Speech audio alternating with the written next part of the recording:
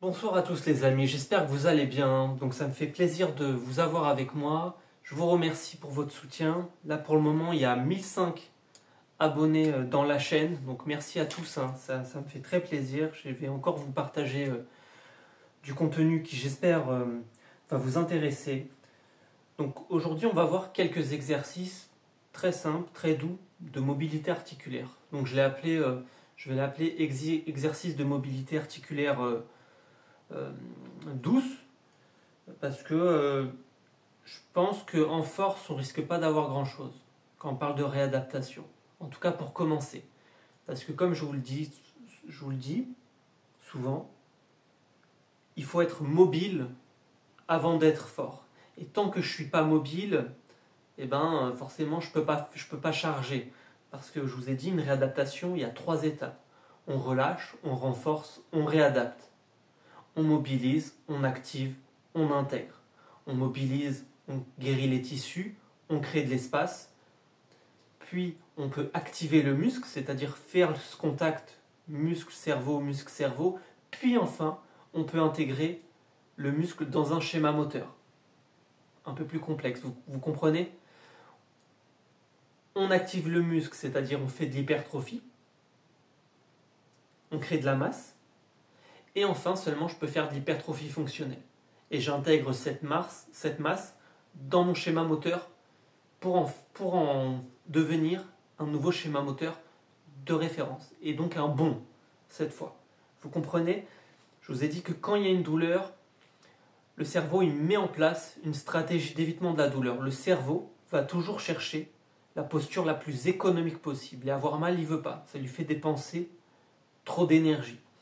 Et donc, il va toujours chercher, je vous ai dit, la posture la plus économique possible. Et donc, avoir mal, ça lui fait dépenser de l'énergie. Et donc, en attendant qu'ils se disent, vu que les muscles sont plus disponibles, certains muscles ne sont plus disponibles parce qu'ils sont stressés, ils sont contraints, ils sont inhibés, et donc ils sont déconnectés de mon cerveau. C'est-à-dire qu'ils sont inhibés, affaiblis, inhibés, hypertendus. Ils sont hypotoniques ou hypertoniques.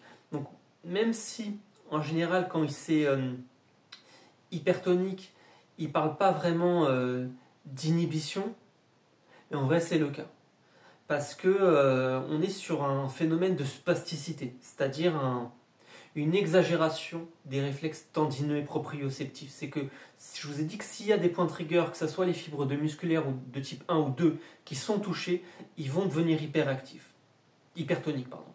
Et donc on est sur des contractions localisées permanentes, c'est pas des spasmes, c'est pas des tendinites. Et je vous le répète que malgré la hype des points triggers, le point trigger fait partie du tableau clinique, mais c'est pas le tableau clinique. Il faut une étiologie beaucoup plus complète que ça. Il faut une étiologie, je vous ai dit, où on trouve les déséquilibres musculaires, les déséquilibres posturaux, les raideurs articulaires, les hypoextensibilités locales, et qu'on trouve quel type de douleur on a. Du mécanique, du inflammatoire, du nociplastique. Souvent, elles sont souvent associées, évidemment. Et donc il faut une approche multidimensionnelle quand on parle de douleur.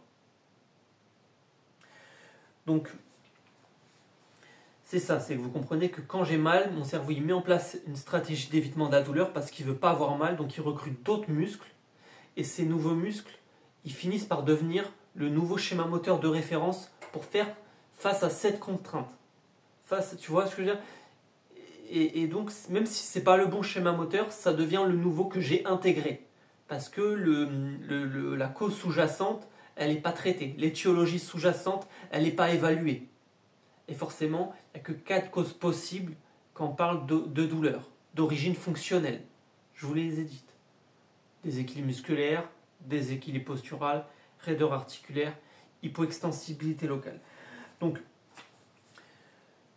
je vous rappelle qu'il y a une étude unique dans le monde où quelqu'un a l'insula totalement détruite et malgré ça, cette personne sent encore la joie et la douleur. Pourquoi? Je vous rappelle que le cortex insulaire, c'est la zone qui évalue l'intensité de la douleur. Et cette personne, elle peut juste dire j'ai mal ou j'ai pas mal. Elle ne peut plus le quantifier, c'est tout. C'est la seule différence. C'est-à-dire que le cerveau, il fait que évaluer. Il fait une analyse et il traite cette réponse et il répond ensuite. mais l'information, elle arrive de manière beaucoup plus primitive. Tu vois ce que je veux dire? Elle arrive dans le cerveau, dans des aires cérébrales qui sont beaucoup plus profondes. Plus je suis en superficie de mon cerveau, en termes d'air cérébrale, moins je suis dans le primitif, moins je suis dans l'animal, plus je suis dans la réponse logique, et donc plus je suis dans l'humanité. Entre guillemets, je ne suis pas dans mon instinct. Tu comprends? Je ne suis pas dans mon instinct, je ne suis pas dans mon côté reptilien, si on peut dire. Et donc, quand on parle de corps humain, on parle de stabilisateur passif et de stabilisateur actif. Donc, quand on regarde la mécanique, on voit qu'un stabilisateur passif, c'est quelque chose qui fonctionne sans énergie externe. D'accord? Et que, du coup, c'est des matériaux ou des masses qui sont faites pour absorber ou réduire les vibrations et les mouvements. D'accord? Et donc, c'est pour ça qu'on va penser au système ostéo-articulaire, qui est un système de stabilisateur passif. Et donc, le rôle des cartilages, des os, etc., c'est de, si tu veux, absorber les chocs. Absorber vous voyez ce que je veux dire, servir d'amortissement. Au niveau des disques intervertébraux, etc., c'est le but d'amortir vraiment la gravité. Et en contrepartie, on a les stabilisateurs actifs, avec qui ça marche de pair. D'accord? Et donc les stabilisateurs actifs, c'est des systèmes qui marchent avec des moteurs, des capteurs, etc. Et donc c'est des choses qui réagissent au mouvement en temps réel pour corriger activement la position ou réduire les vibrations. Et donc c'est un système plus complexe, plus précis, mais qui nécessite une source d'énergie et peut être plus coûteux. D'accord? Et donc, quand on parle de stabilisateur actif, on parle de système myofascial. Et donc, on parle aussi de tendons. Je vous rappelle que le tendon, vous avez le tendon, puis après, on est sur une zone myotendineuse, muscle plus tendon, puis on est sur une zone que le muscle seul. Vous voyez, comprenez? Tendon, myotendineux, muscle seul. D'accord? Et je vous rappelle que le fascia, il unifie toutes les cellules. Et que le fascia, il est partout. Donc quand on parle de détection, de capteurs, etc. Oui. Et donc si on parle de système qui réagit au mouvement en temps réel, je vous rappelle que le tendon, c'est le tensiomètre au niveau... il agit comme un réel tensiomètre. Le tendon, il donne à mon cerveau l'état de contractilité du muscle en temps réel. Et que quand on parle de moteur, on parle de muscles. Et pas n'importe lesquels, on parle de muscles agonistes. Donc les agonistes, c'est le moteur. Et s'il y a un moteur, il y a un frein. Et donc l'antagoniste, c'est un frein. Donc le biceps, c'est l'agoniste, le triceps, c'est l'antagoniste. Le psoas, c'est l'agoniste, c'est le moteur. L'antagoniste, c'est le fessier. Vous comprenez? Et donc vous êtes toujours sur des couples de force et on doit avoir une coactivation. Et donc quand il y a un déséquilibre musculaire, c'est un problème de coactivation. D'accord? C'est ça un déséquilibre musculaire. Vous comprenez que le moteur ne peut pas être plus puissant que le frein, sinon le système ne peut pas s'auto-freiner, s'auto-réguler. Dans le muscle, vous avez un fuseau neuromusculaire, ça s'appelle le FNM, d'accord? Et dedans, vous avez une boucle neuromusculaire avec des motoneurones, des neurones du mouvement, les motoneurones, le motoneurone alpha qui s'occupe de l'activation musculaire, qui va se synchroniser, si tu veux, avec le motoneurone gamma. Et vous êtes vraiment sur une boucle qui doit être normalisée. Et quand il y a un déséquilibre musculaire, vous avez un souci d'activation au niveau de ce motoneurone alpha. Parce que quand le muscle est suractivé, il est en suractivité, il y a une diminution du débit sanguin, l'acide s'accumule dans le muscle, donc vous avez de la douleur, et surtout, vous allez créer un terrain propice à l'apparition de points trigger. Et le point trigger, c'est qu'il empêche, si tu veux, il va poser un souci dans ce motoneurone alpha. Le point trigger va directement faire merder ce motoneurone alpha, il va empêcher le point trigger au muscle de s'activer et donc de se relâcher. Parce que le meilleur moyen de relâcher un muscle, je vous ai dit, c'est de l'activer. Et donc la douleur est un problème de contrôle moteur. D'accord. Et donc quand on parle de capteurs, on va parler de mécanorécepteurs au niveau articulaire, c'est-à-dire que vous avez une fine couche qui s'appelle le périoste au niveau des os. C'est mou, c'est une fine pellicule. Et là, vous avez des mécanorécepteurs qui peuvent provoquer des inhibitions motrices jusque dans le muscle en fait. Par exemple, un gonflement articulaire, ça peut provoquer tout ce qui est inhibition motrice par exemple. Vous comprenez que la peau, c'est un cerveau mis à plat, que la peau est le capteur goniométrique des articulations, que la peau elle détecte le froid, le chaud, la pression. Tu as des cellules de la peau qui ne détectent que la vibration. Tu as des cellules de peau qui ne détectent que la direction. La peau, c'est un organe hautement spécialisé, multispécialisé, qui a tout en lui d'une manière immunologique. Ça veut dire que la peau, c'est vraiment la barrière entre l'environnement et notre corps, et notre proprioception. La proprioception étant une excitation du corps par rapport à lui-même. Vous comprenez, la peau, elle est tellement importante, elle module le message de douleur et cette contraction musculaire inconsciente. La peau, elle a la même information génétique qu'un neurone, mais l'information n'est pas traduite de la même manière. Et donc la peau, vulgairement, c'est un cerveau mis à plat. Et donc c'est pour ça que quand on va parler de massage, vous savez, quand je masse, moi, il m'arrive des fois de tapoter comme ça, il m'arrive de pincer, il m'arrive de faire des effleurages, il m'arrive plutôt de faire des grosses pressions en traitement manuel, bien sûr de faire des massages en transverse profond, histoire de réinitialiser un peu tout ça, amener du sang, encore et toujours un problème de sang, vous comprenez? Vous êtes vraiment sur un souci d'acidité musculaire. Au niveau du pH, il y a un souci au niveau du pH, c'est majeur en fait, quand on parle de souci musculaire. Vous comprenez? Le muscle, il n'y a que 4 états. Il est contracté ou il est relâché. Donc ça, c'est des états intrinsèques et il a 2 autres états extrinsèques, étirés, raccourcis. Seules des règles de base, je vous les donne, essayez d'intégrer les amis. Seul l'état contracté du muscle coupe le signal du fuseau neuromusculaire. Ça, c'est une règle très importante, ça veut bien dire que le meilleur moyen de relâcher un muscle, c'est de l'activer pour que le signal électrique descend et que mon muscle ne soit plus hyper réactif, hyper tonique, hyper engagé si tu veux. D'accord? Et bien sûr, quand les agonistes se contractent, les antagonistes se relâchent. L'antagoniste n'assure pas que la rétroaction, il programme le mouvement global du couple de force. Vous comprenez à quel point c'est très mécanique tout ça, c'est très biomécanique, d'accord? Et les muscles antigravitaires qui combattent la gravité, c'est les antagonistes. Donc votre dos, tout ce qu'il y a derrière. Donc le dos est pas très endurant de base. En termes de fibres musculaires, contrairement aux chaînes antérieures que vous avez devant. Donc le rapport, il est déficitaire. C'est-à-dire qu'il faut que le dos soit super fort, il faut que le fessier soit super fort, parce que le rapport, il est défavorable. J'ai une qualité de fibre qui est beaucoup moins endurante dans les muscles de mon dos que mes pectoraux, mes abdominaux par exemple. Les abdominaux, ils ont beaucoup d'endurance en termes de fibres. C'est des fibres très endurantes, les abdominaux. Donc c'est des muscles qui peuvent beaucoup plus facilement apprendre qu'un dos. Un dos, il va falloir le charger. Mais pour le charger, il faut surtout que le bassin soit équilibré et que vous ayez assez de mobilité articulaire, que vous n'ayez pas trop de raideur. Vous comprenez, il est là le piège. C'est que si je traite que mon muscle, je risque de ne pas gagner la partie. Si je traite que ma surface articulaire, ma facette articulaire, je risque de ne pas gagner la partie. Vous êtes sur des systèmes intriqués. Vous êtes sur le modèle de Panjabi, c'est-à-dire votre système nerveux central, donc la mémoire, traitement de calcul, etc.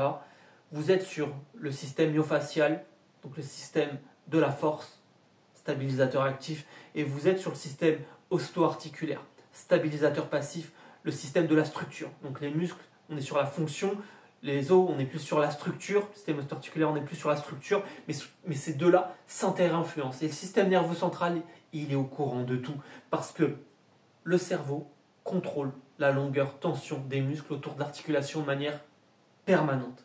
Vous comprenez? Et donc, si j'ai une articulation qui ne bouge pas, qui est trop raide, elle va avoir tendance à hyperactiver la musculature autour. Mais si j'ai un muscle qui ne fonctionne pas, qui est inhibé, il s'épaissit, par exemple, qui a un point trigger, ou pas d'ailleurs, et ben, ça va comprimer ma facette articulaire. Et donc ça va contraindre mon articulation. Une articulation, ça ne se déplace pas vraiment. Un bassin, ça ne se déplace pas vraiment. Par contre, ça peut être contraint. Ça veut dire que ça peut être mis en contrainte, ça peut être décentré. on peut avoir un souci de décentrage articulaire, un petit souci de défaut de glissement de surface. Mais ce n'est pas le terme déplacé, c'est contraint. Vous comprenez que si le psoas, s'il est trop raide, il embarque la hanche devant et il la déporte en avant et il la met en butée. Il la met contre un butée et il va faire qu'on va avoir de l'arthrose. Vous allez avoir un frottement anormal. De la même manière, les scapulas elles sont fixées. Et quand il y a une posture voûtée, avec un syndrome croisé supérieur, mes omoplates, mes scapulas, elles se décollent et du coup, je vais mettre trop de contraintes. Vous comprenez ? Parce qu'elles ne sont pas assez centrées.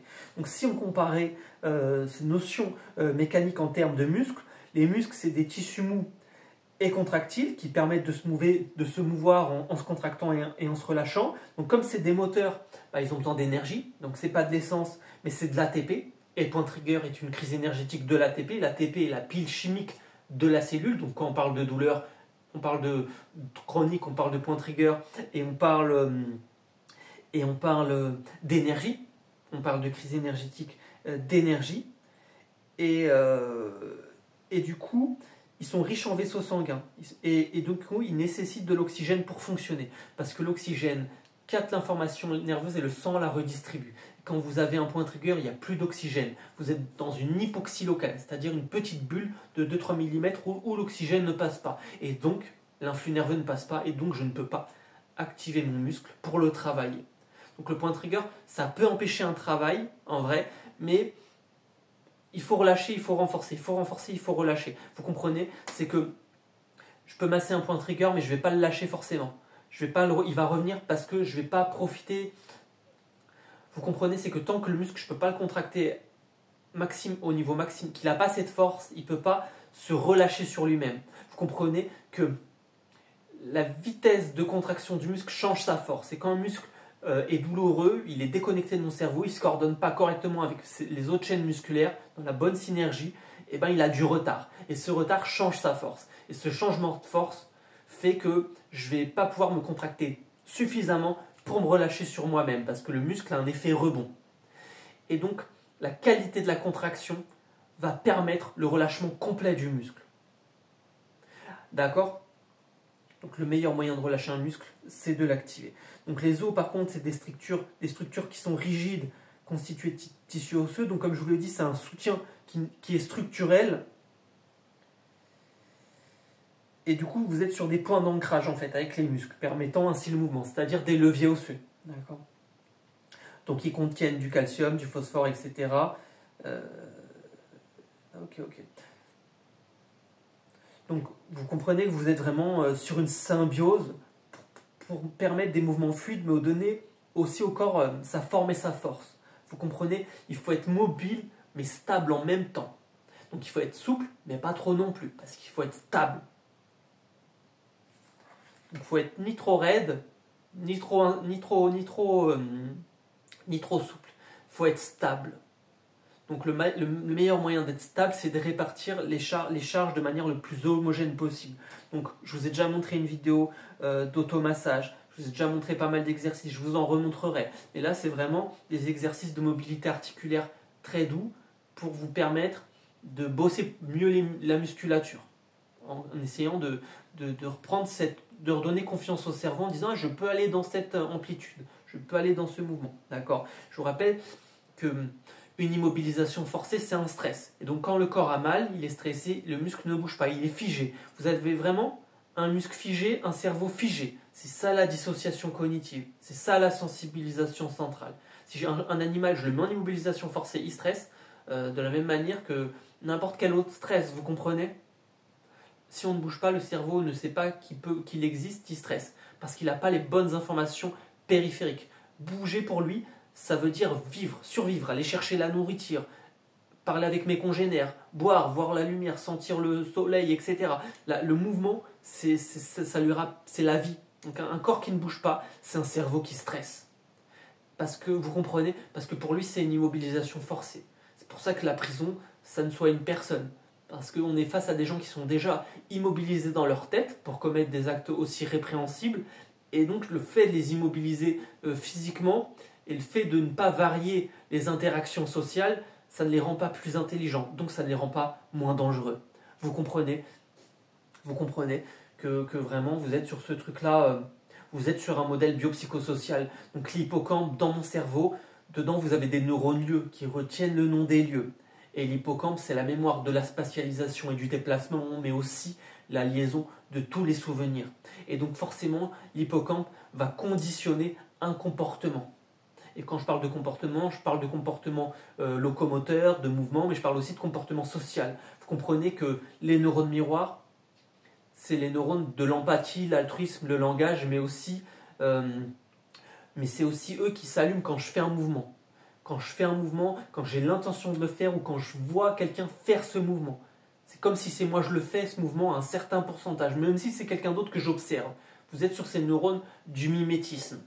Donc on met des gens, parce qu'on on entend parler, je suis l'actualité comme vous, on entend parler de ce système de plus en plus répressif qui veut toujours construire plus de prisons, comme si c'était une solution, au lieu d'éduquer les gens et d'être un peu plus dans une justice équitable en fait, hein, dans une justice sociale équitable. Mais c'est un autre débat, vous comprenez, on n'est pas sur une chaîne politique, mais pour vous expliquer que, que le mouvement, c'est le médicament à tous les maux en fait. À tous les maux, dans le sens où c'est un axe auquel on ne peut pas contourner, qu'on ne peut pas contourner en termes d'apprentissage. Parce que le neurotransmetteur de la mémoire, c'est le même que la contraction musculaire et l'apprentissage. D'accord, c'est l'acétylcholine. D'accord, et c'est le neurotransmetteur principal de la jonction neuromusculaire. D'accord. Donc je vais vous montrer quelques exercices au sol. On va commencer. Donc tout simplement, pour déverrouiller vos hanches. Je mets un pied là, je mets un pied là, et j'essaye de me mettre un peu droit. Et là, vous regardez si vous déverrouillez la hanche. Donc le but, c'est d'être à 90 degrés. Donc ça peut aussi un peu décharger votre sacrum. Donc vous pouvez par exemple faire 3 minutes, comme ça. Donc n'hésitez pas un peu à vous balancer. Vous voyez ce que je veux dire? N'hésitez pas à regarder où est-ce que ça tire. Ok? Et vous changez de jambe. Tac. Moi, je prends ma main là et je la mets ici. Hop. Donc, ma jambe, elle est là. Et là, moi, elle est devant. J'essaie de rester droit. D'accord? Vous faites 3 minutes. Ok? Donc, celui-là, il est très connu. Je vous le montre, mais il est très connu. Voilà. N'hésitez pas à enrouler, dérouler. Voilà, tout simplement. Hop. Soyez doux. Essayez de sentir vraiment les vertèbres s'articuler. Clac, clac, clac. Clac, clac, clac. Clac, clac, clac. D'accord? Donc pareil, une trentaine de fois, une petite minute, d'accord?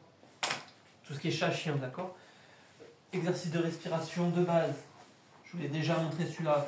C'est pas grave, je vous refais quelques trucs. Vous mettez vos mains comme ça. La seule règle, c'est que les coudes touchent le sol. Vous inspirez 5 secondes, vous expirez 5 secondes. Cherchez l'air dans le thorax et dans les côtes.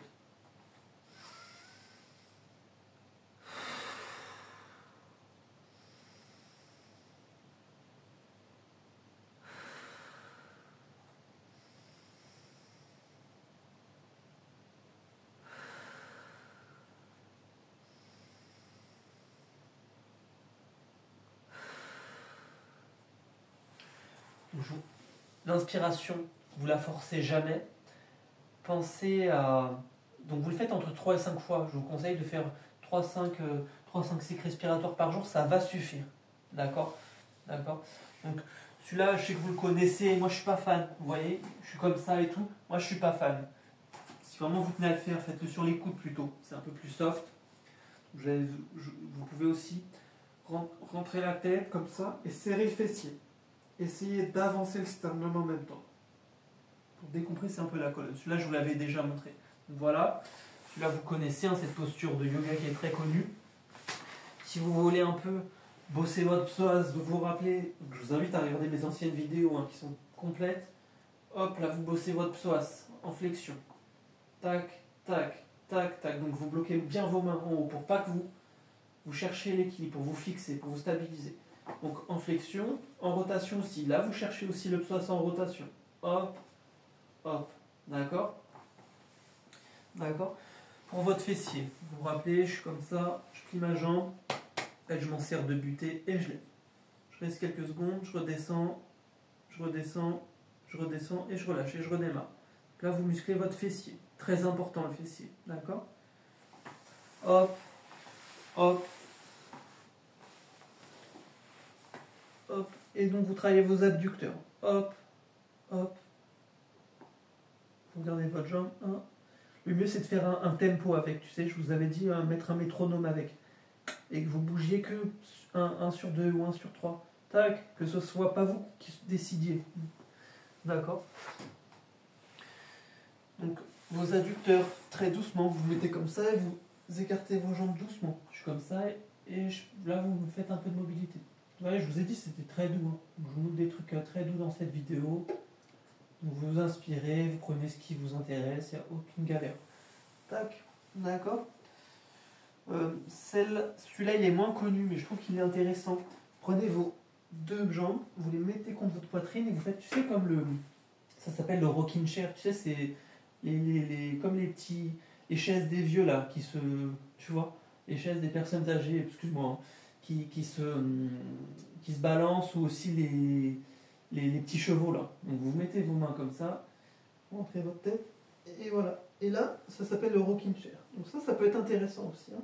Hop, hop, hop, hop, d'accord. Bon, je ne donne pas en général parce que on va essayer de ne pas favoriser l'enroulement thoracique qu'on cherche à combattre, donc je donne rien en enroulement. Mais il peut être intéressant quand même un jour, quand il n'y a plus de restrictions, etc. D'accord. C'est-à-dire qu'il faudrait bosser l'extension thoracique avant de faire celui-là. D'accord. Vous vous rappelez les trucs de base. Le pas pelvien. Je marche en arrière sur mes hanches. Là, je fais de la dissociation lombo-pelvifémorale, c'est-à-dire que c'est manche gauche, c'est manche droite, c'est manche gauche, c'est manche droite. Je fais travailler mon cerveau. Et je marche sur mes hanches. Tac, tac, une petite minute. Ok. En avant, en arrière. Hop, hop. Dans le même genre de disso. Vous vous rappelez, je suis comme ça, et je fais juste glisser ma jambe droite. Et ma jambe gauche. Et ma jambe droite. Donc ça, j'aime bien, c'est très doux. Pas de problème. Pas de problème. Ok. Vous pouvez aussi, si c'est les épaules que vous cherchez à dissocier, vous rappelez, et mon bras droit, et je le rentre. Et mon bras gauche, et je le rentre. Et ma jambe droite, et mon bras gauche, et ma jambe gauche, et mon bras droit. Et après, vous les ramenez en sens inverse. Hop, hop. Vous comprenez, je fais travailler mon cerveau. Tu vois, et du coup, ça force mon cerveau à trouver les membres. D'accord.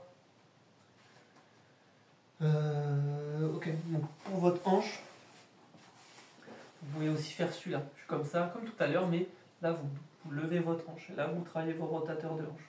Vous apprenez à faire des rotations au niveau de la hanche, au niveau interne. D'accord. Hop, hop. Et vous redescendez doucement. Et vous redescendez doucement. Et vous redescendez doucement. D'accord. Je vais vous en montrer 2 autres. Donc celui-là, il est très connu en yoga. Je crois que c'est les postures de la guirlande, si j'ai bonne mémoire. D'accord. Très très bien. Bon, souvent, c'est pas possible. Souvent, les gens n'arrivent pas à se mettre comme ça. J'ai remarqué. Donc, n'hésitez pas à le faire au sol plutôt. En bébé heureux. Je suis comme ça. Je prends mon pied. Je prends mon autre pied. Et là, je le fais quand même. Et là, j'ouvre mes hanches. Et vous faites 3 respirations.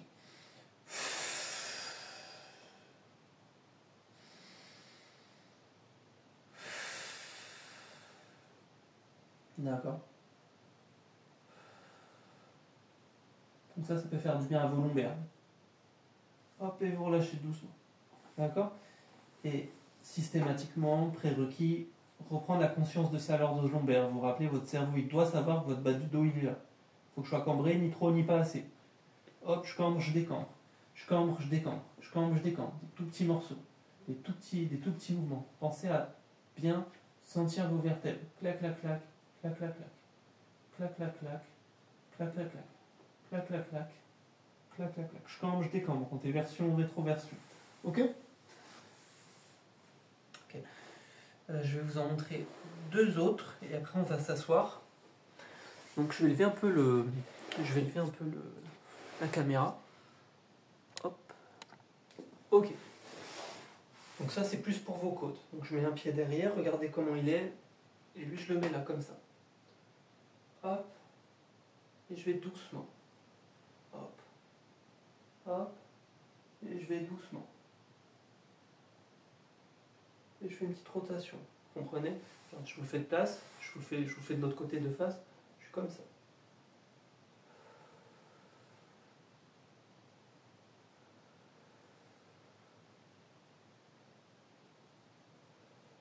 D'accord? Souvent les gens ont trop mal au genou, donc celui-là je ne peux pas le donner. D'accord? Je dois d'abord déverrouiller le genou et combattre le flessum si on a un et remettre un verrouillage complet au niveau du quadri et casser la raideur pathologique des ischio-jambiers que tu as souvent en fait. Hein. Donc dans le même genre, je suis en position de course, comme un sprinter, vous vous rappelez, pour les lombaires, et hop, j'essaie de regarder mon bras. Et je tourne. Hop. Donc ça c'est pareil, c'est des petits mouvements, vous faites 10 mouvements 3 fois, ou alors 2-3 minutes par jour, vous comprenez? Il n'y a pas de règle. Tout ce que je sais, c'est qu'il faut un mouvement spécifique pendant 2-3 minutes par jour. Quand on parle de commande motrice, hein, pendant minimum 1 mois et demi, 2 mois, c'est 2-3 minutes par jour pour qu'il y ait un ancrage cortical, pour que mon cerveau apprenne. D'accord? Donc regarde, je fais de l'autre côté, hop, et pareil, hop, hop, hop, hop. D'accord? Donc ça, c'est vraiment un truc de lombalgie classique, quoi. Ok? Ok. Donc maintenant, je vais vous en montrer quelques-uns ainsi. Je me suis mis là pour que vous me voyez le mieux possible. Donc, je vous ai dit, quand vous avez un déséquilibre postural, vu qu'on est dans des sociétés où on est très avachi, très enroulé, qu'on a des déséquilibres au niveau des membres inférieurs, et bien forcément, on a une perte d'extension. C'est-à-dire qu'on ne peut plus faire de l'extension vers le ciel, de l'extension axiale. Donc, on n'a plus cette extension sur le plan axial.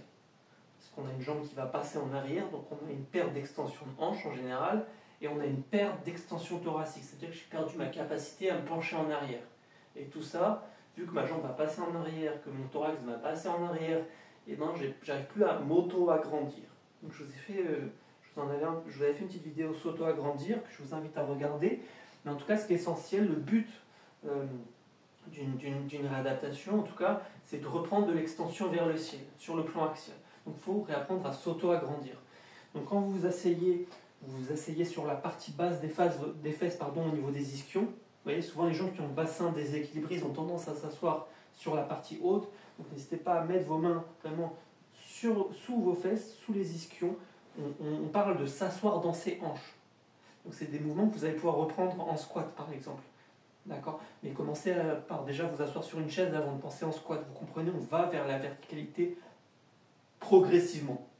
Donc je mets mon doigt comme ça et je cherche à m'auto-agrandir. Hop, hop, comme un fil de plomb. Hop, et allez-y doucement.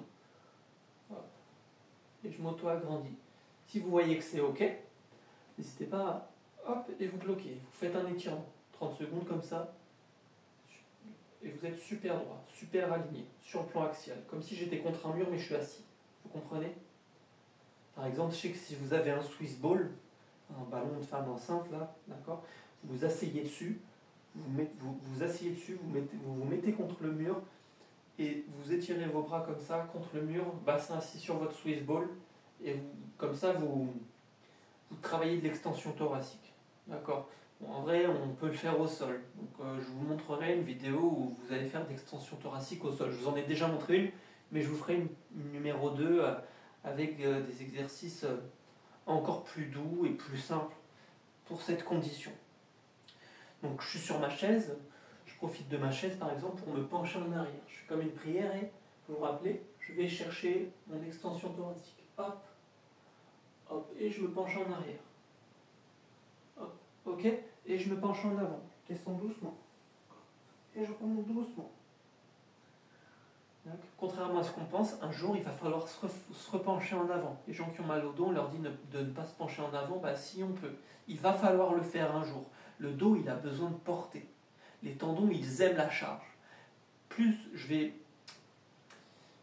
réentraîner mes articulations à soutenir du poids, plus elles vont devenir denses. Vous comprenez? C'est qu'il va falloir réadapter de manière progressive. Donc ça passe vraiment par une progression très douce. Donc pensez en termes de rotation de tronc. Je prends mes deux mains, je les croise comme ça, vous voyez. Je suis de face, je souffle. Et je bloque 3-5 secondes. Et je reviens doucement au centre. Et je change de côté. Et je reviens au centre, doucement. Donc ça c'est intéressant, de faire de la rotation du tronc. Vous comprenez? Je suis comme ça. Et je fais ma rotation du tronc. Et je reviens doucement. Si vraiment vous le sentez, vous pouvez me rester 30 secondes hein, et faire vos étirements. Donc 30 secondes deux fois. Et bon, moi je vous conseille peut-être, vous faites 3-5 secondes, vous revenez au centre, doucement vous contrôlez et vous redémarrez. Ok? Et donc par exemple si je veux mes psoas un peu ici, je fais tout simplement démonter de genou. Et là je travaille aussi mon psoas. D'accord? Et si je veux travailler ma jambe, vraiment ma hanche, mon quadriceps et tout, donc pour rappeler, ce pied-là, je le mets comme ça. Je mets un pied en fait sur l'avant-pied, je mets un pied sur la pointe des pieds et l'autre je le tends doucement. Je reste quelques secondes et je redescends doucement. Hop, et je change de côté. Et je change de côté. Hop, hop. Donc je reste par exemple 3 ou 5 secondes, je redescends doucement. Hop, et puis vous progressez. 10 secondes, 20 secondes, 30 secondes, faites des petites séries. 5-6 séries par exemple. Et une fois que vous êtes assez fort, vous prenez un petit poids, un petit kettlebell, vous le mettez au bout de votre jambe, de votre pied, et là vous levez la jambe. Vous comprenez? Donc je vais vous en montrer maintenant quelques-uns debout. Ok. Donc pour travailler vos côtes par exemple, vous pouvez vous mettre comme ça. Et je mets mes mains comme ça, je freine. Et là je remets de la mobilité au niveau de mes côtes, doucement. Vous comprenez? D'accord? Donc quelques exercices de mobilité. Réapprendre bien sûr à vous pencher en avant. Vous vous rappelez, je suis comme ça. Et si vraiment vous avez mal, vous pliez vos genoux. Vous enroulez la tête, vous redescendez doucement. Et vous remontez doucement. Et vous redémarrez.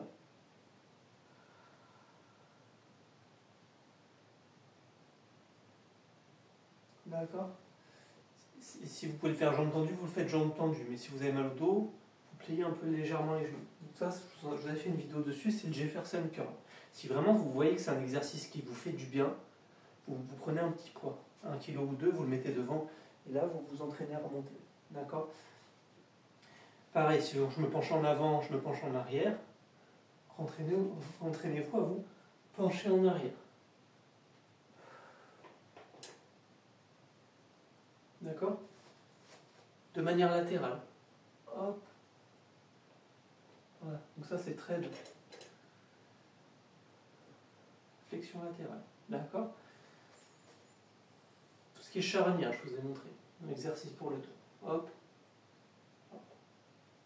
Hop. Hop. Ok? Tout ce qui est montée de genoux, bien sûr. Donc là, pareil, vous renforcez votre psoas. Vous renforcez vos ischios, talons-fesses. Tac. Vous renforcez vos ischios. D'accord? Ça, vous pouvez le faire une petite minute. Vous vous rappelez, dans les exercices pour le coup que je vous ai montré, vous vous mettez devant un mur, vous restez bien parallèle, et vous faites comme une brasse. Comme si vous nagez. Donc c'est ni comme ça, ni comme ça, vous restez aligné, neutre. Les pieds écartés, largeur du bassin. Et ils ne s'ouvrent pas trop, les pieds sont parallèles. Hop, et vous faites une dizaine de mouvements. Hop. Donc celui-là, je le donne tout le temps quand il y a des cervicalgies pour remettre un peu de mobilité dans le haut du dos. Donc pareil, vous avez votre mur, vous prenez appui et vous faites comme des pompes. Hop, hop, et vous redescendez doucement. Celui-là, je vous l'ai montré dans l'exercice pour le coup. D'accord? Ok? Donc pour renforcer aussi vos épaules et votre dos, ce que vous pouvez faire, vous ne mettez pas de poids. Et tout simplement, vous levez vos bras. Tu vois, je suis comme ça. Parallèle, vraiment. Tu vois, je me mets vraiment comme ça, regarde. Et vous redescendez doucement. En fait, tu vois, je lève mes bras, je reste 5 secondes, et on dirait pas, mais je muscle. Et je redescends doucement. Donc ça peut être intéressant pour les cervicalgies, ou les dorsalgies par exemple. Et vous redescendez doucement. D'accord? Donc c'est un shoulder press si tu veux, mais sans poids. D'accord? Donc je vous avais montré aussi un étirement, un exercice de mobilité. Tu sais, je mets... là vous voyez pas mon pied, mais je mets un pied sur la pointe des pieds. Je mets un pied sur la pointe, et je cherche à m'auto-agrandir. Donc je regarde mon doigt, et je cherche à m'auto-agrandir. Là je regarde ma main, et je cherche à attraper le plafond. hop, cherche à attraper le plafond. Donc mon bras il est tendu, ici, mais mon pied là à droite, ici, il est sur la pointe des pieds. Et je change. Ma main elle est tendue ici, mais mon pied à gauche là il est sur la pointe des pieds. Et je cherche à aller vers le ciel, à attraper le plafond. D'accord? Et pareil, vous échauffez comme ça. Celui-là, je l'aime beaucoup. D'accord? Donc pareil, votre bassin, vous vous rappelez, bassin, je suis comme ça, je le mets un peu en avant. C'est que le bassin qui part en avant. Moi, je pars pas. C'est que le bassin qui part en avant. Des petites rotations, vous connaissez. Et pareil, je cambre, je décambre, je cambre, je décambre, je cambre, je décambre, je cambre, je décambre. Là, je remets de la mobilité dans le bas de mon dos. Ok? De la même manière, pensez à ouvrir vos épaules, 1 minute par jour par exemple. Voilà, petits exercices de mobilité douce. Ok?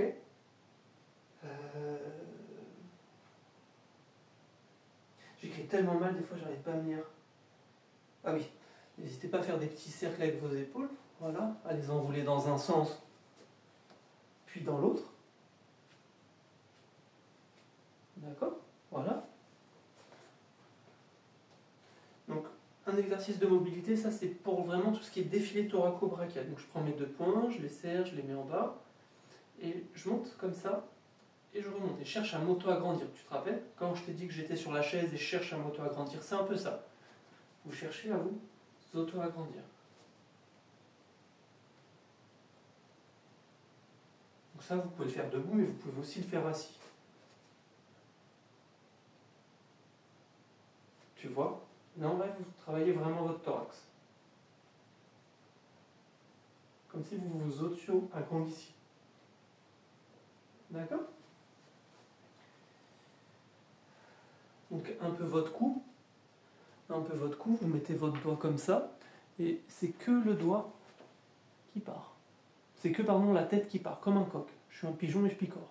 Je mets mon doigt, et là vous faites travailler votre mobilité cervicale.